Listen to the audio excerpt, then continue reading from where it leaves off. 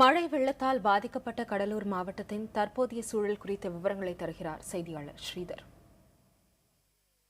மாவட்டம் முழுவதும் முகாம்களில் தங்க வைக்கப்பட்டவர்கள் தற்போது கொஞ்சம் கொஞ்சமாக வீடு திரும்புவதாகவும் இதுவரைக்கும் கொடுக்கப்பட்ட உணவுகள் தொடர்ந்து கொடுக்கப்பட்டு வருவதாகவும் அதிகாரிகள் தகவல் தெரிவிக்கிறார்கள்.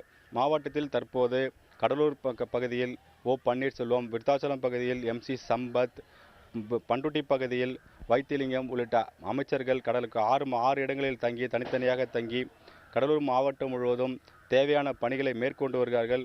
மக்கள் எந்த அளவு பாதிக்கப்பட்டிருக்கிறார்கள், என்னென்ன தேவைகள் அவர்களுக்கு இருக்கிறது, அதை குறித்து ஆய்வும் செய்து வருகிறார்கள். அவள் தேவை குறித்து அதிகாரிகளும் தெரிந்துவது மட்டுமல்லாமல் சம்பவ இடத்திற்கு நேராக சென்று பார்வையிட்டு அதற்காக பணிகளை துரிதப்படுத்த வேண்டும் என்றும் அதிகாரிகளுக்கு உத்தரவிட்டு வருகிறார்கள்.